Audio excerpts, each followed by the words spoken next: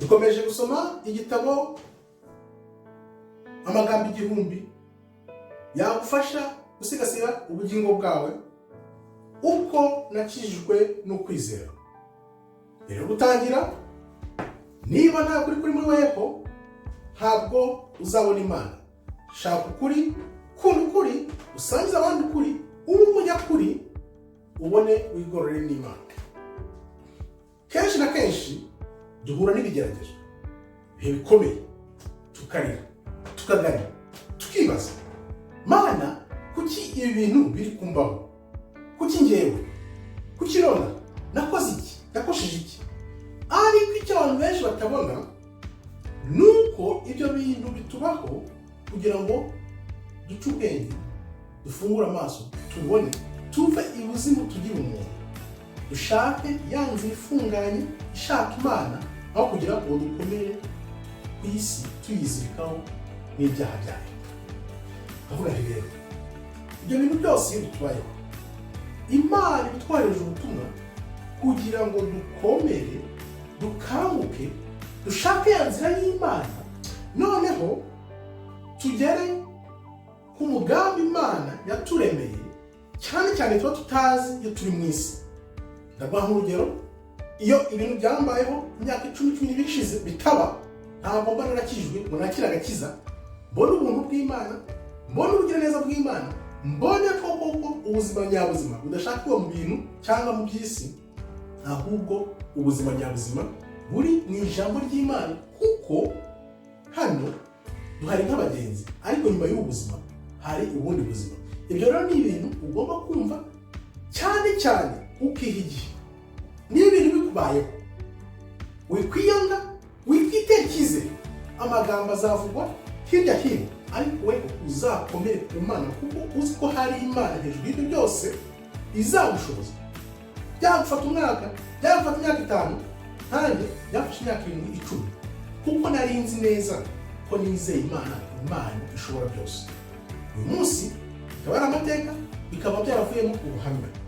Nkabakubwira nti rero, niba wumva wugarijwe, niba wumva uremerewe, wikiheba, tegereza, utegereze, ukomeze utegereze, ya myaka 5, ya myaka 10, byanze bikunze iyo myaka, uwo musozi nurangiza ukawurenga, inyuma y'uwo musozi hari umucyo. Nyuma y'imvura hari umucyo, bazavuga bavuye. Ariko igihe niwihangana, Imana uko iteye, icyo n'ikigeragezo, ariko nyine gitsinde. Ya myaka 5, ya myaka 10 nishira, uko Imana ibikora ntabwo tubimenya, ariko tuzi neza ko nyuma y'ibigeragezo haza ibihe byiza. Ndabikubwira nk'uwabinyuzemo, kandi nzi neza ntashidikanya ko Imana yabikoze. Gusa yizere, wubahe, wikurikire, byose bizagenda neza. Katurebe rero, Nukubera iki abantu benshi batumva inzira z'Imana? Benshi baribaza, bagatekereza, bakitera icyizere, bakavuga bati ibi bintu birandemereye, bivuyemo, dore uko byakagenze. No, wikwitera icyizere, kuko impamvu abantu benshi bitera icyizere nuko bagerageza gufata ubwenge bw'Imana, noneho bakabuvanga n'imyumvire ya muntu, kamere muntu. Kubera iki? Kanaka yavuze, runaka yavuze, bavuze amagambo, noneho wewe nk'umuntu watekereza ukuvuga bavuga nibyo, kwitera icyizere. Ariko ufite ijambo ry'Imana, uri mukuri, byanze bikunze wa mutima nama wawe, wewe uri Imana, uzavuga no, ayo magambo yose mumbwira ntacyo avuze, icyo nzi cyo nuko Imana yanjye izashoboza. Niyo mpamvu abantu bumva ko imitekerereze yabo ariyo bagenderaho, batagendeye ku Mana. Ahubwo iyo uri umunyabwenge, iyo ibintu bikubayeho, ikintu ukora n'iki? Bicara gutekereza, ugashaka Imana. Ahantu hambere wirukangira nihe? Mu ijambo ry'Imana. Irukangira mu ijambo ry'Imana, ubemo, urisome, noneho numara kuryumva, niko ahubwo rigenda rigusubizamo imbaraga n'ingufu. Noneho ya magambo ya muntu yagucaga intege agenda aganzwa, agangijwe n'iki? n'ijambo, kuko iri ni ijambo ryavuye ku Mana ryanditse ridushobora kutuyobora mu bihe byose yaba ibihe bikomeye, yaba bizazana, ibihe byose watekereza iri jambo ryari kuzamo. Ni ukuvuga ngo iyo umaze gusoma ijambo rero ukaryumva, cya cyizere kigenda kigaruka. Noneho icyo ukora ni iki?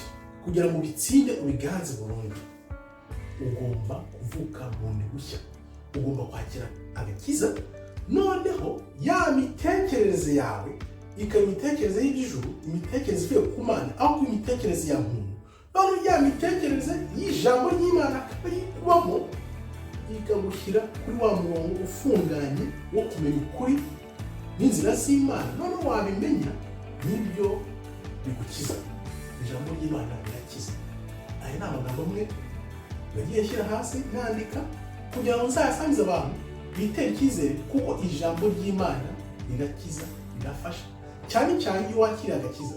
Niba utarakira agakiza rero, ese nicyo utegereje?